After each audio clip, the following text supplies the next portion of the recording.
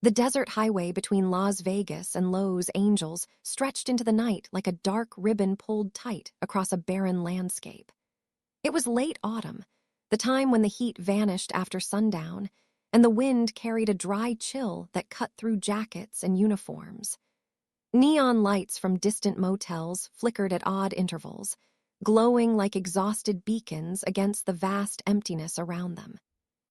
Traffic thinned after midnight, leaving the road to trucks, restless travelers, and the occasional lost tourist chasing the glow of the next city.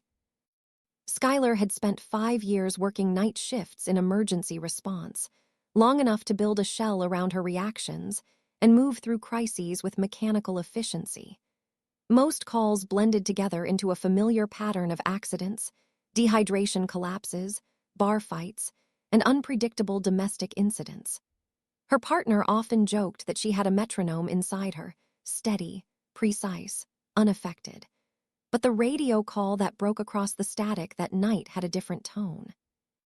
The dispatcher's voice was tight and rushed, the words clipped as they described gunfire on a remote stretch of highway, multiple victims, law enforcement delayed. Skylar felt her heartbeat quicken in a way it had not in months. The ambulance tore through the night, lights flashing across the desert scrub. Skylar checked supplies with a practiced rhythm: trauma shears, saline, oxygen, pressure dressings, tourniquets. Outside the windows, the world blurred into lines of sand and darkness. When they reached the coordinates, the beam of their headlights slid over a scene that did not resemble any routine emergency. 2 cars sat twisted on the asphalt. One had been shot through repeatedly, its windshield shattered into glittering shards. The other rested on the shoulder with its front door open, as if someone had been pulled from it in haste. Spent shell casings glinted near the road, and bodies lay sprawled in unnatural positions across the cold pavement. The silence felt wrong. Usually, injured survivors cried out or moved even minutely, but here the stillness stretched like a held breath. Skylar moved quickly among the bodies, checking vitals, confirming what she already knew from a glance. These people were gone. Her flashlight cut across the shoulder, and only then did she spot movement, the faint rise and fall of a man's chest near the guardrail. He sat slumped, propped against metal as though he had forced himself upright before the strength drained from him. Blood darkened the fabric of his tailored shirt, spreading from a wound near his thigh. Another injury marked his shoulder, tearing through fabric and flesh. His breathing was steady but shallow, and though his face had paled, he remained conscious. What struck Skylar most was the clarity in his eyes. He registered her approach immediately, not with panic, but with the alertness of someone used to assessing threats even while bleeding out. She knelt beside him, already unpacking her trauma kit. The wound at his thigh worried her, the blood loss was severe, and the proximity to the femoral artery meant seconds mattered. She applied pressure, secured a tourniquet, monitored his pulse, and issued a quick set of instructions to her partner without looking up.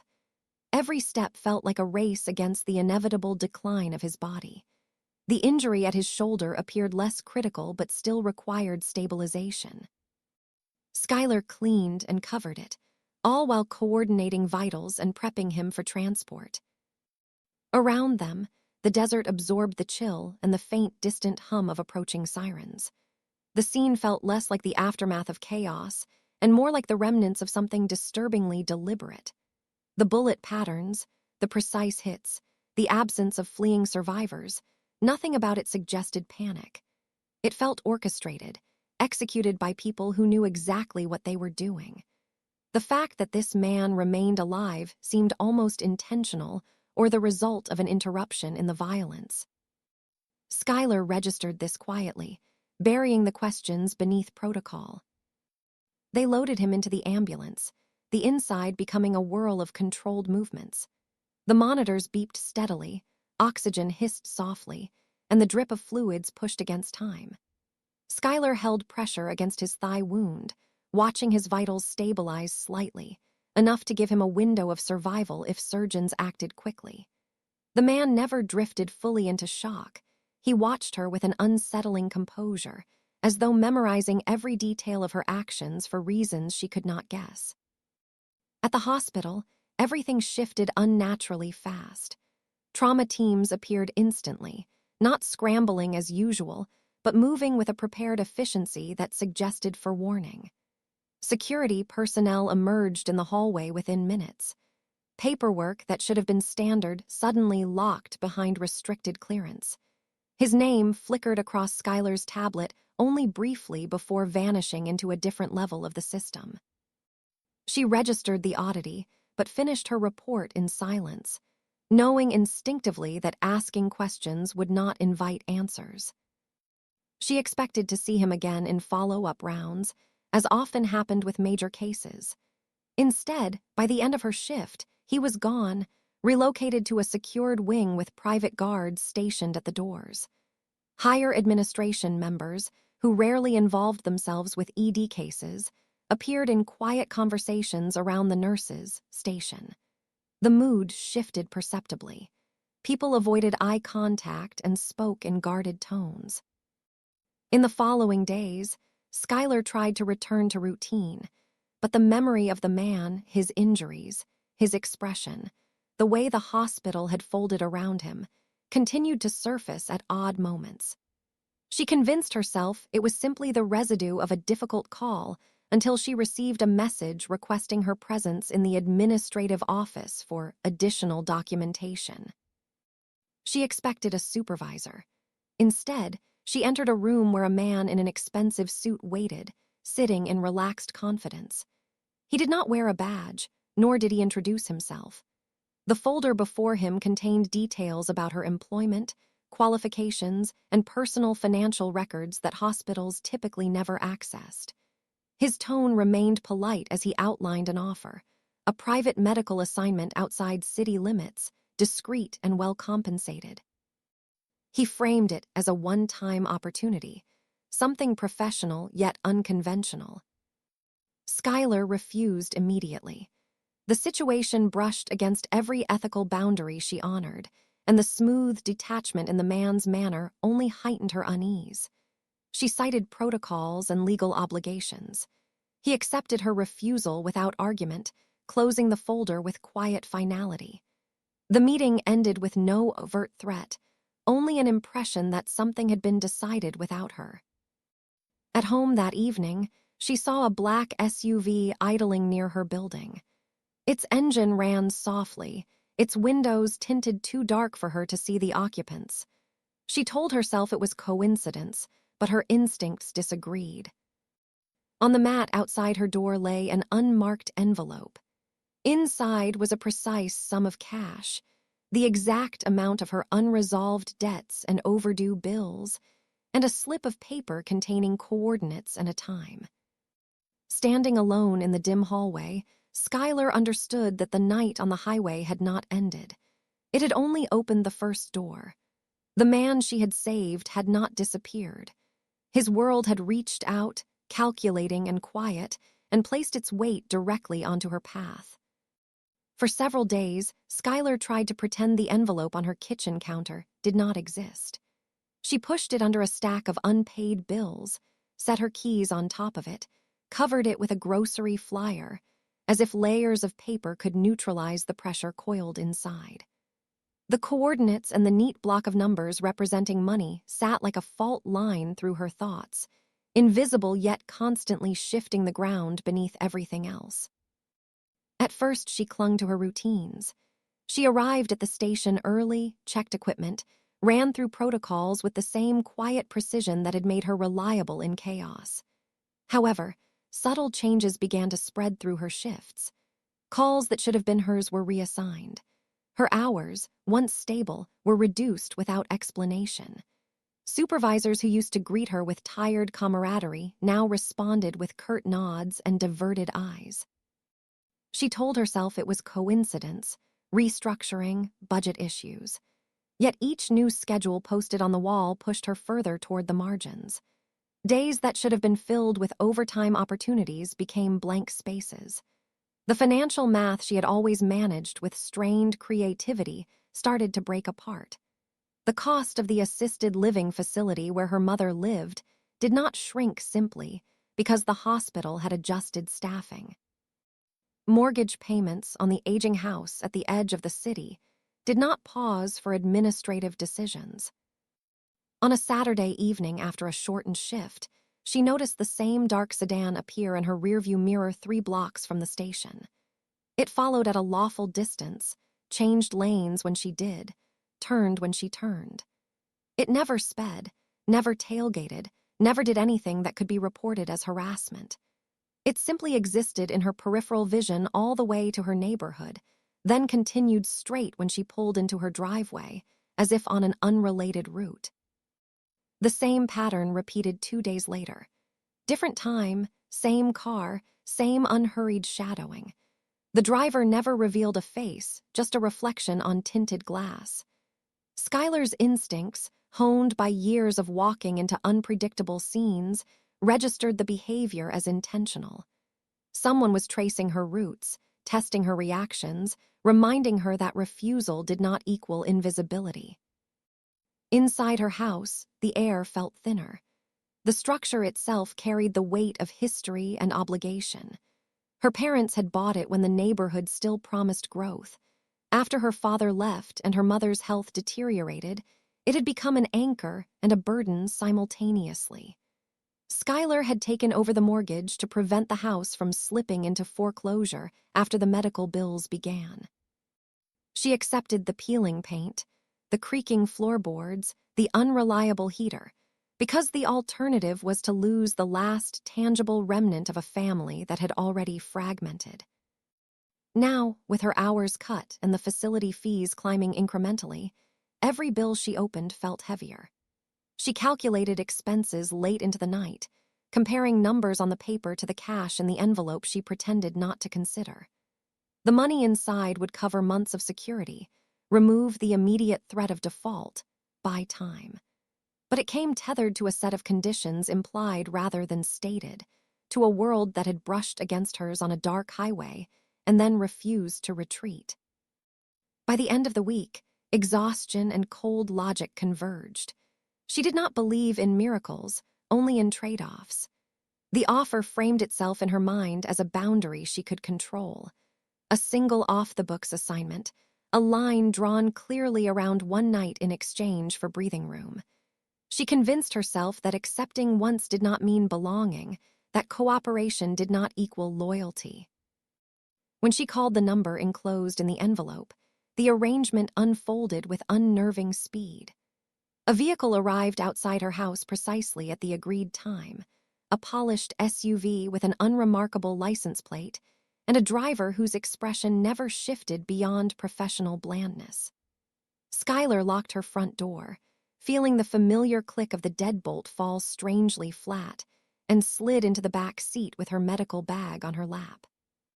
The city blurred past as they headed west.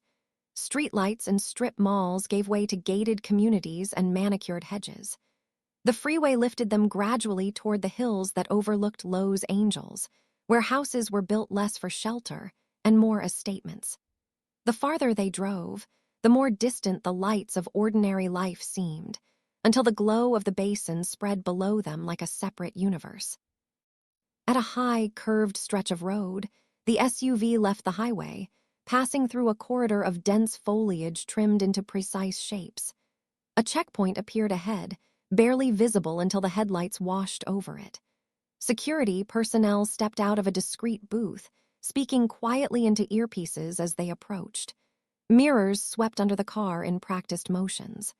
A camera scanned the license plate. Another device, mounted near the gate pillars, emitted a brief, almost imperceptible hum that raised goosebumps along Skylar's arms. When the gate finally opened, it did so with the smooth inevitability of a mechanism well rehearsed. The SUV rolled into a private world.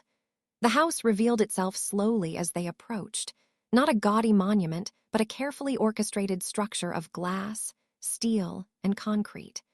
Floor-to-ceiling windows reflected the glittering city below, while a still, dark pool seemed to spill over the edge of the hill into the night. Outdoor lighting traced the lines of the architecture without ever becoming harsh, accentuating the sense of controlled calm. At first glance, the property could have belonged to any successful entrepreneur or entertainment executive. However, small deviations from that illusion broke through as Skylar's eyes adjusted. Figures moved along the perimeter of the grounds in patterns too systematic to be casual. Their clothing was coordinated without being uniformed, their posture alert without being overtly aggressive. The absence of obvious weaponry made them more unsettling rather than less. Inside, cool air greeted her, scented faintly with something clean and expensive. The interior looked like a magazine spread come to life. Polished concrete floors, minimalist furniture in muted tones, art pieces that balanced on the edge between sculpture and structure. Large open spaces flowed into one another, separated by changes in elevation and texture rather than walls. Yet the more she looked, the less neutral the environment felt. Camera lenses were embedded into ceiling corners with such subtlety that they might have passed for design accents. Mirrors were arranged in ways that provided angles on entrances rather than purely aesthetic symmetry. Certain doors blended so seamlessly into walls that only the faint outline of a frame betrayed their existence. Others, more obvious, bore discrete keypads or biometric panels. Skylar was led down a hallway where the materials softened. Polished wood, quieter lighting, art pieces that felt more personal than declarative. A staff member, dressed in understated black clothing that could have belonged to catering or security or neither, guided her without unnecessary words. She registered the curves of the layout, the turns that made it impossible to track direction easily, the subtle sense of being led deeper into a controlled space. The bedroom they brought her to was spacious without being ostentatious. A wide bed dominated the room, flanked by low side tables and tall windows that looked out over darkness punctuated by city lights. Medical equipment stood near the far wall, not hospital-grade machines bolted into place, but high-end portable monitors, an IV stand polished to a mirror sheen, a compact crash cart tucked almost discreetly into a corner. On the bed lay the man from the highway. Without the chaos of the emergency scene and the stark lighting of the ambulance, he looked different, but the core impression remained. He reclined against pillows, a blanket drawn up to his waist, wearing a soft shirt that contrasted with the memory of blood-soaked fabric. The wound at his thigh had been cleaned and sutured with precision, but an angry discoloration spread from the edges, hinting at deepening inflammation. The shoulder injury showed signs of strain, where movement had been pushed too far. Whoever had treated him before her had not been careless. Dressings were neat, supplies organized, notes clipped efficiently at the bedside. Yet the early markers of infection appeared in his vitals. A low but climbing fever, elevated heart rate out of proportion to exertion. Small details suggested misalignment between protocol and reality. Pain medication seemed underutilized, as though the patient had refused standard dosing. Movement restrictions appeared recommended but not enforced. The information Skylar had been given on the way in was sparse, but pointed. The man had contracted physicians on retainer, professionals who preferred not to be tied to institutional rules. They had stabilized him, recommended close observation, and flagged the risk of complications. They also apparently had other obligations, and the household required someone with emergency training willing to remain on site. The timing of her invitation ceased to feel coincidental when she checked her personal email later that night. Among spam and routine notifications sat a formal message from hospital administration, couched in bureaucratic language about restructuring, resource optimization, and strategic downsizing. Her position was listed as terminated effective immediately, with the promise of a review regarding benefits suspended in vague, future tense. The message included a separate note about payroll processing delays. Skylar read it twice, then looked around the room where she now stood. The numbers in the contract presented to her at the house outstripped her previous income easily.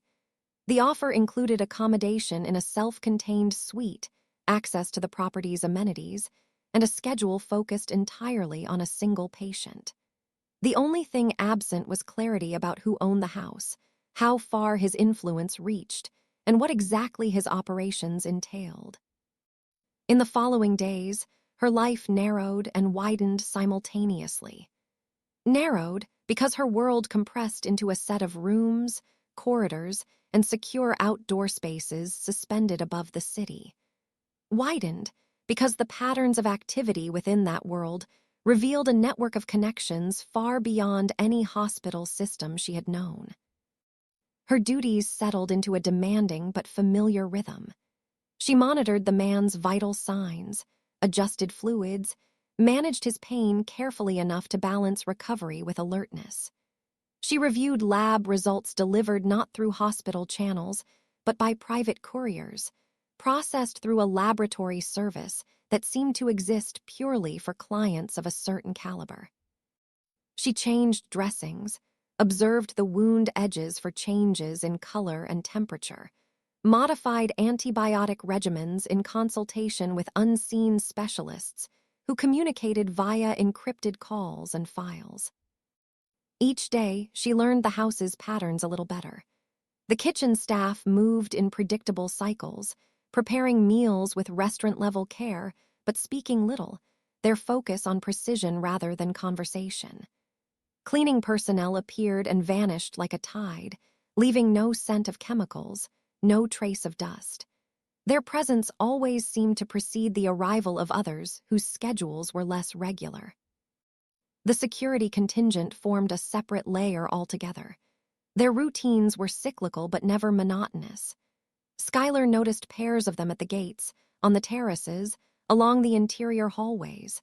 Some wore tailored suits, others nondescript clothing that would vanish easily into any crowd. Conversations ceased when she approached, replaced by polite nods or studied indifference. Even their silences carried watchfulness. At irregular intervals, vehicles arrived in the driveway. Some displayed license plates, others did not. The cars themselves varied: luxury sedans, SUVs, a couple of unmarked vans with the generic look of corporate fleet vehicles. Their passengers were mostly men, occasionally women, all dressed with the understated refinement of people accustomed to wealth. They entered through the main doors, or, more often, through a less conspicuous side entrance near a lower-level office wing. Schuyler observed them from a distance when her duties allowed. The tight set of shoulders as they approached, the almost ritualistic relief in their faces when they left, as if burdens had been redistributed rather than removed. Sometimes they stayed for an hour, sometimes for the entire day. Whenever they emerged from closed rooms, their expressions had shifted, tension replaced by determination, uncertainty hardened into resolve, bravado stripped down to something more calculating. The man she treated became the axis around which all of this rotated. He spent more time upright as his strength returned, conducting business from an armchair in his bedroom or from a study one level below.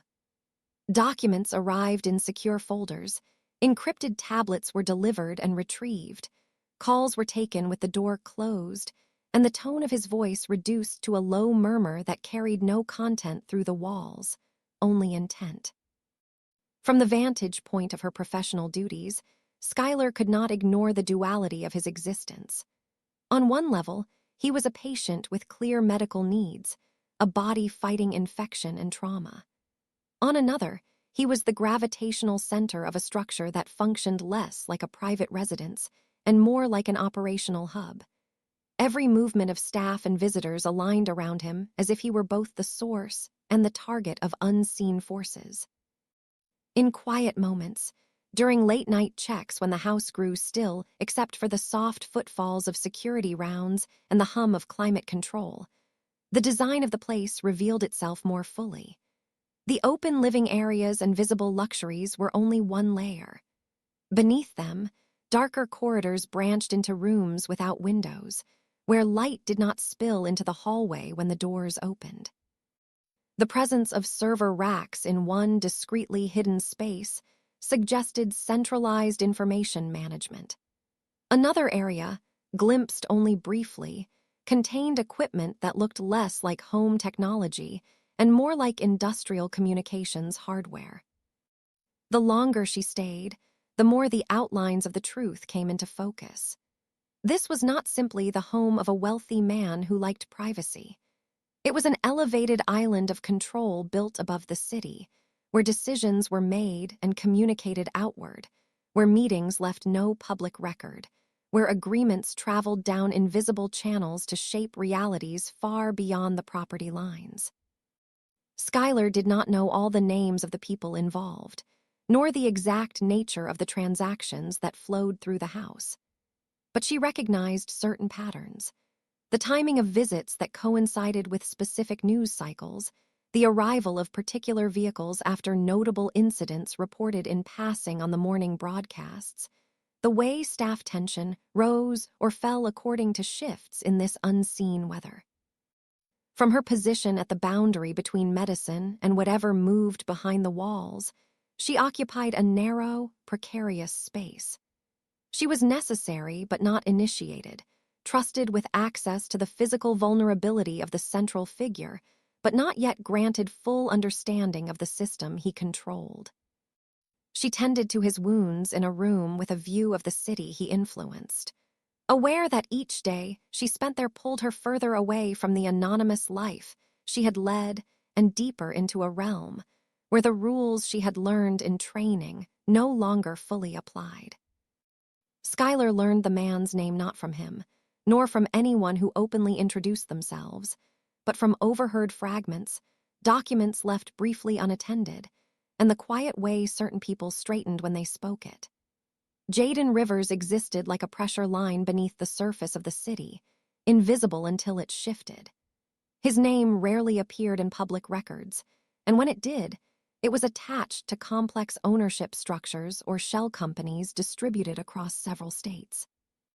Yet the network surrounding him was unmistakable. It stretched from logistics firms operating fleets of trucks across the West Coast to high-end private security providers whose training standards resembled those of specialized military units. There were also nightclubs, restaurants, and investment companies that appeared profitable on paper, yet seemed to function with goals far beyond simple revenue. She had never cared about any of this before her strange circumstances drew her into an environment where nothing was explained, but everything was visible to those willing to look past the surface. The estate itself functioned like the quiet administrative center of something far larger than the house could contain. People arrived without fanfare, each with a distinct weight to their presence. Some looked like polished executives accustomed to speaking in boardrooms. Others carried the posture of former officers, men and women who communicated more through the air around them than through words. Once inside, they moved with the precision of people who already understood their roles. Schuyler observed these interactions while tending to Jaden's injuries, noting how meetings changed the rhythm of the household. After certain visitors departed, the atmosphere shifted subtly. The security staff adjusted their patrols, the movement of vehicles through the side driveway increased, or new faces appeared in the lower corridors that Schuyler had originally assumed were storage areas. These individuals wore no uniforms and carried no visible weapons, yet their presence signaled that decisions had been made somewhere behind the mirrored doors of the private offices. Jaden's condition improved gradually. He moved more easily, his coordination returning as the pain lessened and the swelling resolved. Yet his restrictions on her movements grew tighter. He prohibited her from returning to her old neighborhood except under escort from his security team. He insisted she use internal communication channels whenever she needed to request supplies rather than leaving the premises. At first, she dismissed these rules as overprotectiveness born from injury, but soon she learned they were linked to something that had happened at the port. The news mentioned only an exchange of gunfire between unnamed factions, attributing it to organized crime without details. There was no direct mention of Jaden or his operations, yet she noticed that the incident coincided with increased traffic into the estate and with his insistence that she remain inside. She began to recognize the signs of an internal hierarchy structured with the complexity of a corporate system, though the terminology differed. There were analysts who monitored financial streams and transportation routes. There were specialists overseeing encrypted communication lines and digital surveillance. There were advisors whose responsibilities resembled those of legal counsel or risk assessment directors. Only their discussions revolved around matters that never saw the inside of a courtroom. Each role carried weight, and each individual carried the aura of someone accustomed to working in gray areas of legality. Jaden rarely acted like a caricature of a crime figure. Instead, he behaved with the controlled focus of a CEO managing multiple sectors of a sprawling enterprise. He reviewed reports that resembled operational briefings. He held conferences with people who delivered information with the same tone used by intelligence officers. He delegated responsibilities to subordinates who moved quickly but precisely, suggesting systems of accountability far more rigorous than anything she had experienced in her medical career. Despite telling herself she wanted no part of whatever machinery operated behind the walls of the estate, Skylar found herself drawn into its edges simply because she existed within reach of its routines. She became accustomed to monitoring not only Jaden's vital signs, but also the rhythms of the estate itself. She noticed when teams rotated shifts at unusual hours, when encrypted cases arrived through the garage, when certain doors remained locked longer than usual. Her presence as an outsider allowed her to see patterns that insiders had long ceased to question. Sometimes she mentioned her observations in passing while checking Jaden's bandages, and although he responded without comment, she noticed how her remarks quietly influenced changes implemented later. This awareness unsettled her. She had always believed in clear lines, between legal and illegal, between right and wrong, between the professional world she belonged to and the dark undercurrent of the city she had never wanted to acknowledge. Yet the estate blurred those lines. She caught herself adjusting medication schedules to accommodate meetings that stretched late into the night. She reorganized the medical wing at the request of men who did not refer to themselves as security officers, yet clearly filled that function. She suggested modifications to emergency protocols after witnessing how poorly prepared the household was for medical crises. These contributions were small, but they marked a drift she had not intended. She realized she had stopped counting days in terms of normalcy versus danger. Each day began with morning rounds, transitioned to logistical discussions about medication storage or first aid readiness for staff who often returned bruised, and ended with the quiet hum of operations continuing long after sunset. The estate no longer felt like a temporary assignment in a world she did not belong to. It felt like a place where she existed on borrowed time, held between two identities she could not reconcile. Whenever she approached the large windows overlooking the city, she saw the lights stretching toward the horizon, an endless landscape she once navigated freely. Now she viewed it from above, separated by elevation, security gates, and invisible boundaries she did not fully understand.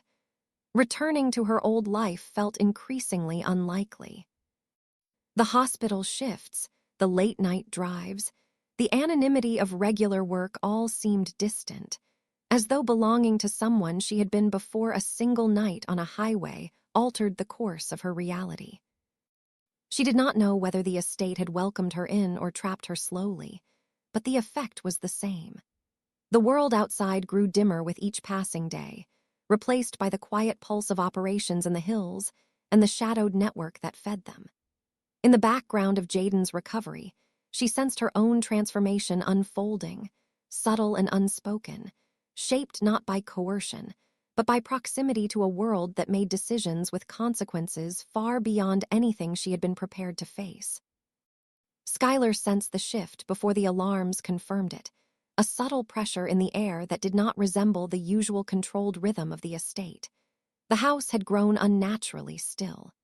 Low-frequency radio murmurs drifted through the corridors, clipped and tense, carrying a tone she had not yet heard during her time in the hills.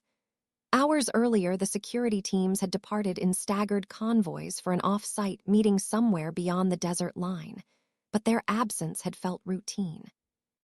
Now the estate reacted, as if struck by a sudden vacuum. The disruption arrived in the form of headlights cutting across the private drive. One set, then another, then several more, all converging on the underground access ramp with urgency rather than stealth. Skylar descended to the lower level to find the medical wing transformed into a field hospital.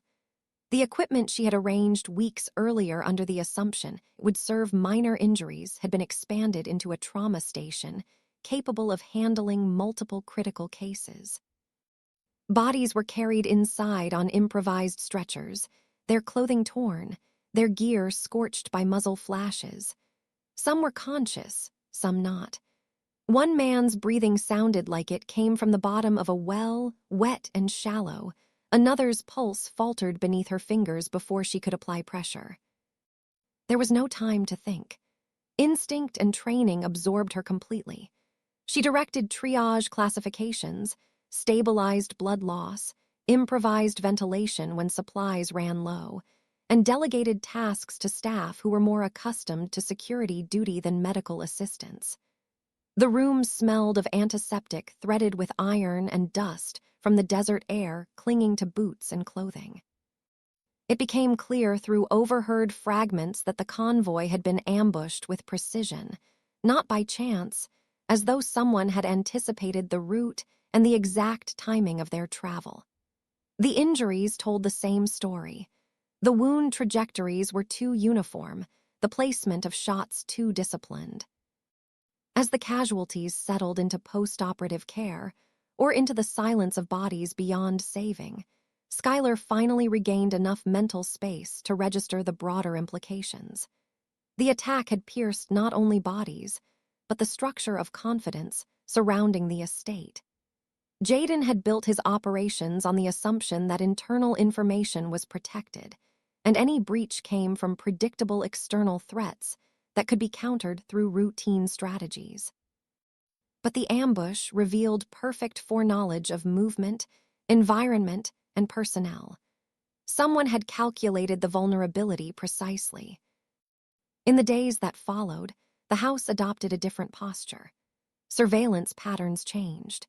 People she had never seen appeared in the hallways with tablets and encrypted devices. Jaden held meetings behind closed doors with individuals who carried themselves like auditors of a world that did not issue official reports. When Skylar passed by, snippets drifted into hearing range and collided into a rough image. Someone inside the inner circles had begun to leak information. The betrayal was possibly recent, possibly long-standing, but it had crystallized into something actionable for a rival faction with deadly accuracy. She recalled moments that had previously seemed benign. Visitors who lingered near the medical wing, pretending interest in her equipment. A driver who asked about medication schedules under the pretext of coordinating transport. Staff who seemingly wandered in during bandage changes with unusual attentiveness. Some of the questions she had answered now echoed back to her with suspicious clarity. Had someone extracted patterns from her daily routines? Had her whereabouts, her access points, or even the timing of Jaden's treatments contributed to the attack? The realization unsettled her. She had assumed her role placed her outside the political machinery of the estate. She had believed she was peripheral, a medical necessity rather than a strategic asset. But slowly, the architecture of events suggested otherwise. If the rival faction sought weaknesses, they might target not only Jaden's command chain, but also the individuals closest to him at unpredictable hours. Individuals like Skylar, who moved throughout the estate without guards, who interacted with multiple departments, and who held knowledge of Jaden's vulnerabilities that few others possessed. The estate reacted as if confirming that risk. Security staff shadowed her movements discreetly, altering their behavior in ways that made her painfully aware of surveillance. Doors she once passed through freely now required access she had not been given. Hallways she used to cross alone now contained stationed guards who tracked her presence. Even casual interactions among staff tightened, as though everyone waited to determine whether she was a threat, a liability, or something in between. Jaden re-emerged from his closed meetings with an energy that was brittle at the edges. He ignored the lingering pain of his previous injuries, standing longer than he should, packing with a precision that implied containment rather than recovery. His orders spread through the estate with a cold efficiency that replaced earlier subtlety. Routes were changed daily. Communication methods were rotated hourly. Old relationships within the organization were evaluated by external specialists whose expressions gave away nothing. Personnel were reassigned, removed, or vanished with euphemistic explanations that made Skylar's stomach tighten. She witnessed the decisions from the periphery, often while checking monitors or sterilizing instruments in the medical wing. She saw the weight of certain directives land on the shoulders of those receiving them. She understood enough to know that words like relocation or reassessment were placeholders for outcomes far harsher than administrative corrections. She also understood that some of the actions Jaden took were attempts to isolate and identify the breach, while others served to reassert authority in a world where perceived weakness could invite further attacks. Through this turbulent reshaping of the estate, Skylar's relationship to the environment shifted once again. Jaden no longer regarded her as temporary staff. His behavior indicated that he now classified her as integral to his personal security structure, though he never spoke the sentiment aloud. His reliance on her medical expertise began to merge with his expectation that she adhere to internal protocols designed for his closest circle. She found herself reviewed by individuals who assessed risk rather than health. She found her schedule managed in ways that prevented her from leaving the estate without advance clearance. She found her presence required in certain areas not because of medical need, but because Jaden insisted she remain within zones he considered safe. This fusion of protection and control created a tension she could not easily navigate. On the one hand, the increased security responded to a genuine threat. On the other, it positioned her along a boundary she did not consent to cross. She was no longer simply a nurse. She had become a variable in an equation she had never agreed to join. Her mobility narrowed even as her awareness expanded. In private moments, she reflected on the unsettling truth that the estate had begun to shape her perception of danger. She no longer questioned the presence of armed patrols outside her door.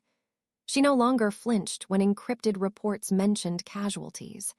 She no longer reacted with disbelief to the notion that someone within the estate might be feeding information to their enemies. Instead, she observed these developments with a growing understanding that this environment operated by rules incompatible with the ethics she had carried into it. Yet despite knowing that she had become entangled in a conflict beyond her original purpose, she continued her work with increasing precision. The trauma of the ambushed convoy sharpened her awareness of risks, medical and otherwise. She modified emergency kits, reorganized supply chains, and prepared for possibilities she could not clearly name, but could sense forming in the wake of the breach. Her presence became a stabilizing factor in a moment when even the estate's shadowed corridors felt uncertain. But beneath her actions lay a quiet fear she did not voice. Someone had targeted Jaden's people with inside information, and if the leak had reached deep enough to compromise routes, schedules, and personnel, then nothing insulated her from becoming a point of leverage. The breach was not only a threat to the organization, it was a threat to her existence within it.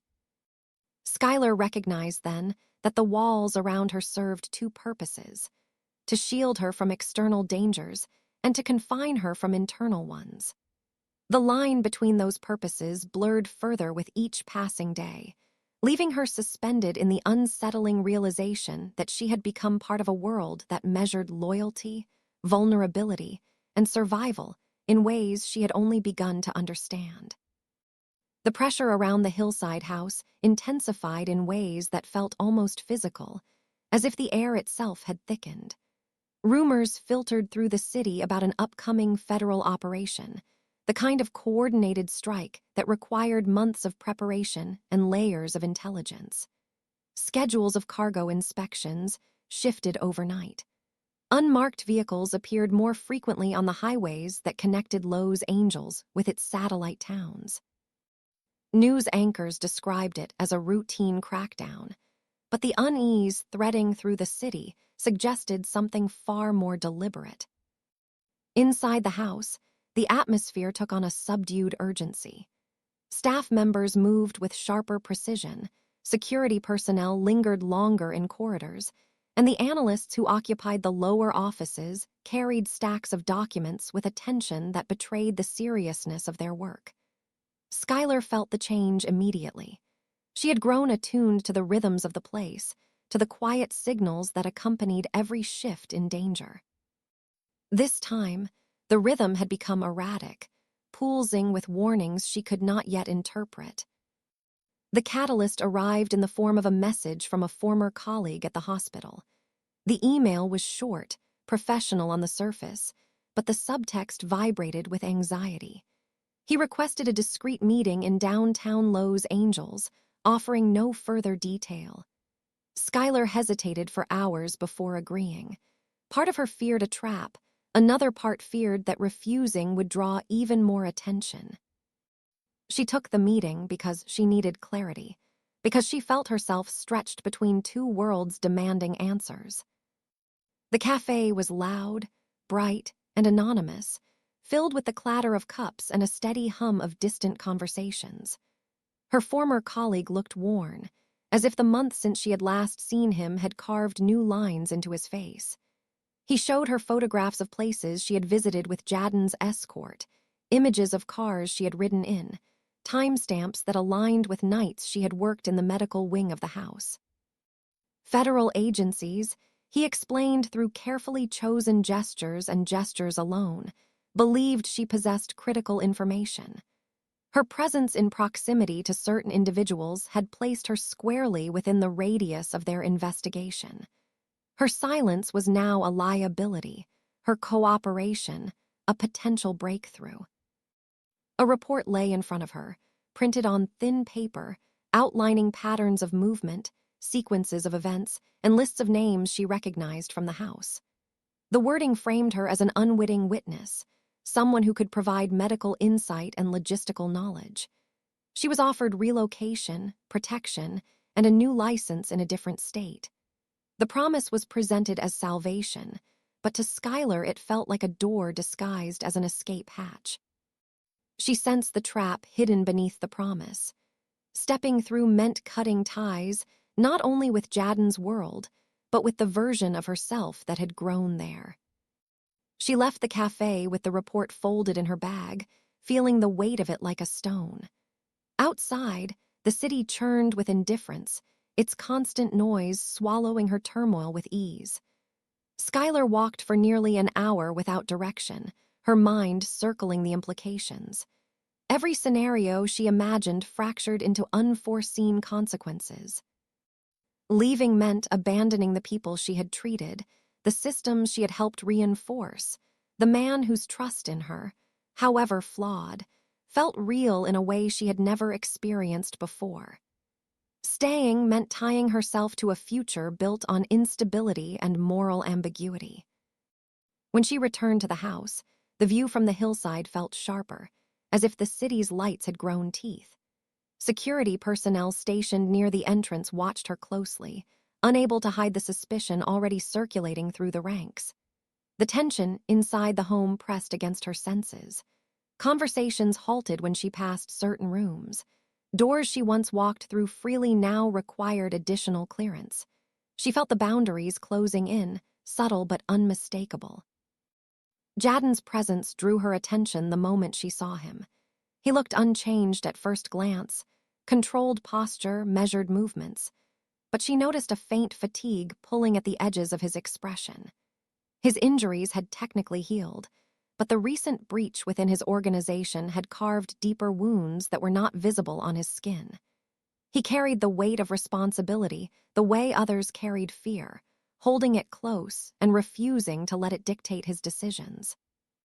He understood that a reckoning approached.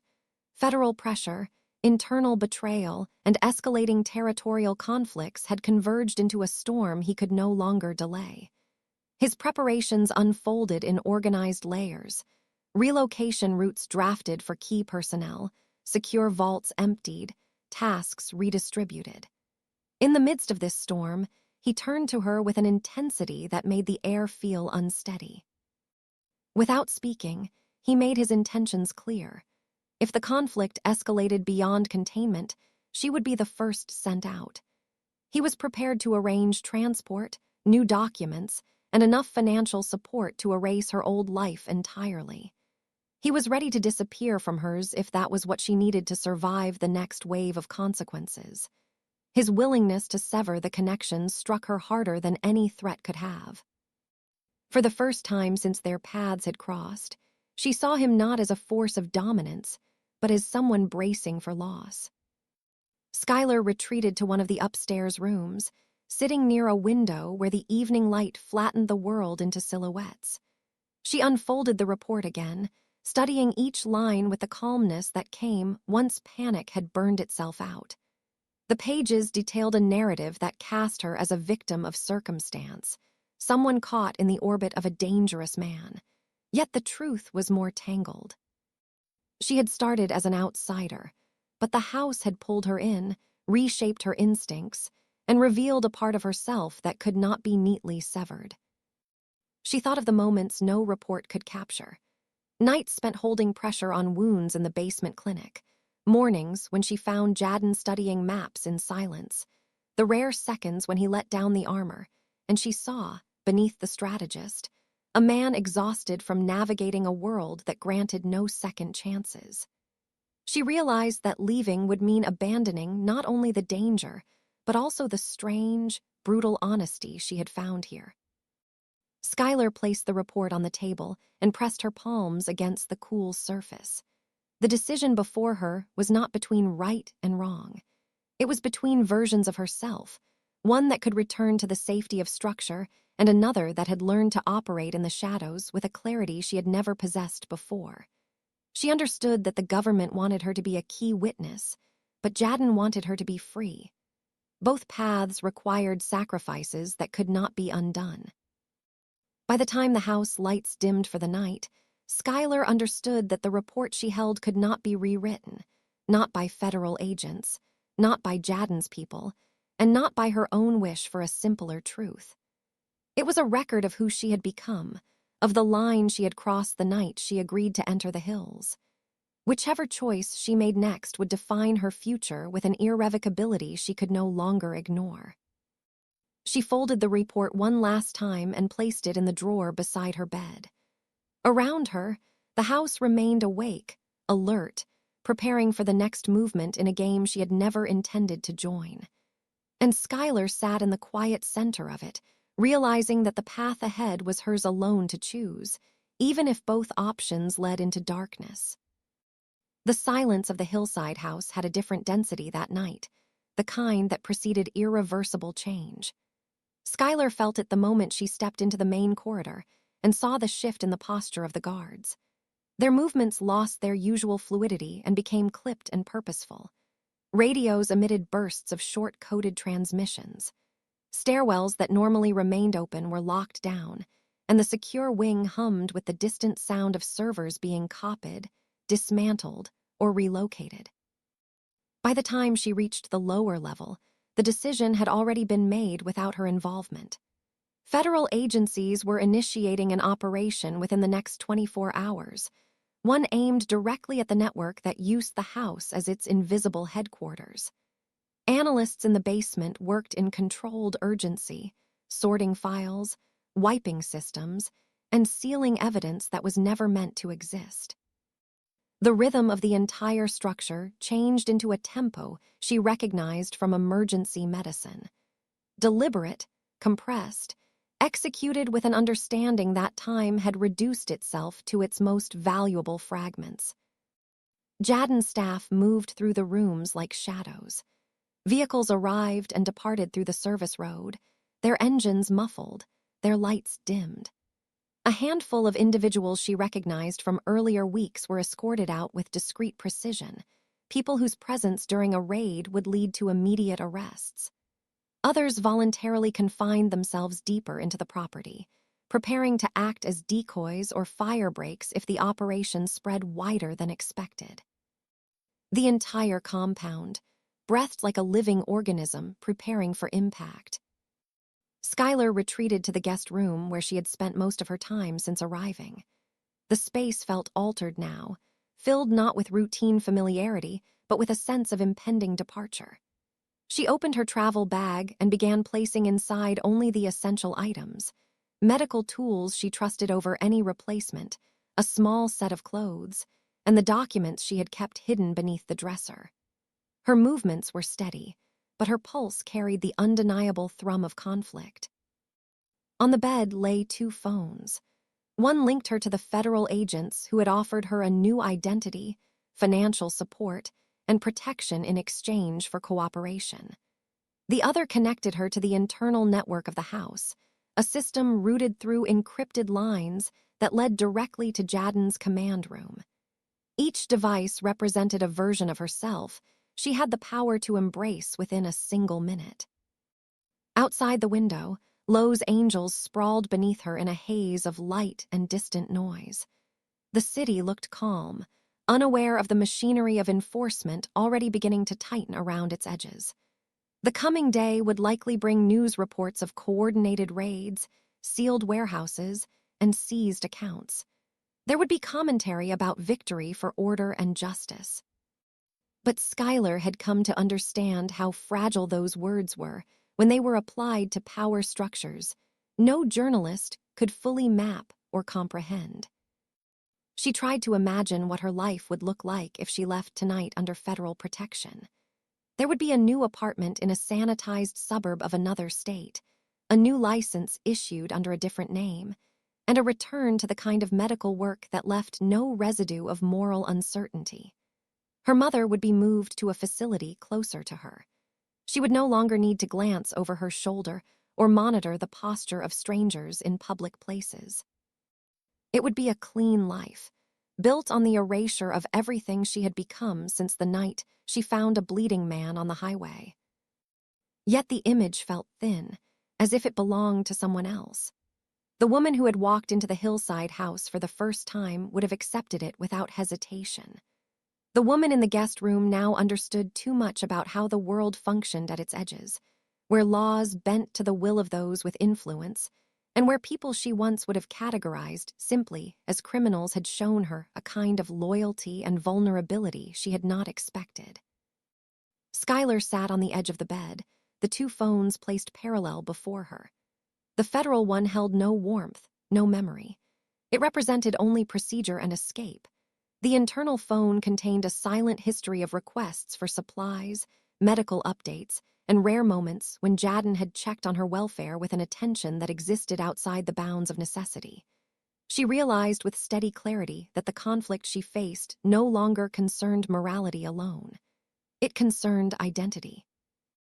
Her work in the house had revealed pieces of herself that she had buried under years of exhaustion, responsibility, and fear.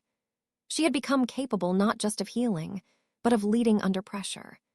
She had proven valuable not because of what she symbolized, but because of what she could do. The thought of vanishing into a new life, as if none of it had mattered, felt like a dismissal of everything she had learned through pain and risk. The thought of Jadden intruded with unexpected sharpness. His world was ruthless, unrelenting, defined by shadows and consequences. Yet he had never pushed her into compliance, never demanded she remain by his side, and never disguised the dangers that came with proximity to him. When he had offered her a way out earlier that day, a safe route, a new name, a life untouched by the coming raid, he had meant it as protection, not exile. But the offer had pierced her more deeply than any threat, because it forced her to admit how much she wanted to stay, not from obligation, but from choice. She picked up the federal phone first. The weight of it felt foreign in her hand, a symbol of a path built on erasure. She placed it on the dresser with calm finality, knowing she would not touch it again. Her hand closed around the internal phone next. Its smooth surface carried the warmth of her own indecision. She scrolled to a short internal line used only for high-priority requests. She typed a brief message requesting immediate access to the medical wing and lower-level generators. It was a declaration of position, not allegiance. She would stay, not as a soldier or an accomplice, but as the person who ensured that when the storm reached the door, no one inside would be left without care. The moment she pressed send, the weight inside her shifted from uncertainty to determination. She moved through the hallway toward the stairs, passing personnel who no longer looked through her as simply a medical professional temporarily assigned to the house. Their gazes carried recognition now, a subtle acknowledgement that she had chosen to stand with them in the hours before the city below ignited. Downstairs, she entered the medical wing and surveyed the space with renewed clarity. Supplies were organized in neat lines, blood bags arrayed in thermoregulated compartments, emergency kits on rolling carts, ventilators powered by an independent grid. She checked each piece of equipment with the precision of someone who had learned to expect the worst. She knew that if the raid escalated into a confrontation, the first wave of casualties would arrive quickly. She prepared for them with the unspoken acceptance that she might be among those who never saw daylight again. Beyond the reinforced windows, the horizon brightened with distant flashes. She recognized them as the early signs of mobilization. Lines of black and white vehicles sped down the expressway toward the industrial corridors of the city. Helicopter lights dipped low, sweeping the outskirts with silent beams. Lowe's Angels was awakening under the shadow of an operation designed to fracture networks that had blended into the bones of the region for decades. Inside the house, systems switched to autonomous mode. Lights dimmed to a strategic minimum, and generators hummed to life, shifting energy away from the main grid. Doors sealed. Hidden corridors engaged their locks. The house shed its masquerade of luxury and revealed the fortress it had been engineered to become. Skylar stood amid the medical equipment and felt the past version of herself dissolve into the sterile air. The woman who had once believed in clean lines between right and wrong no longer existed. Her path was constructed from imperfect decisions, small loyalties, and the instinct to protect the people standing nearest when everything around them threatened to collapse. She placed her hand on the metal counter and let the noise of the generators settle into her breathing. She did not know what the coming hours would bring. She knew only that she had chosen a place and a purpose, and that both choices carried consequences she would meet without regret. The city glowed beneath the hillside, indifferent to her decision, yet shaped by it in ways she could not see. Sirens echoed in the distance, merging with the hum of the house, two worlds converging on a collision she had ceased trying to avoid. Skylar remained in the center of it, steady and unhidden, prepared to face whatever the night demanded of her. Story written and directed for Dark Hearts Collection. Thank you for being part of this silence between storms. More stories soon.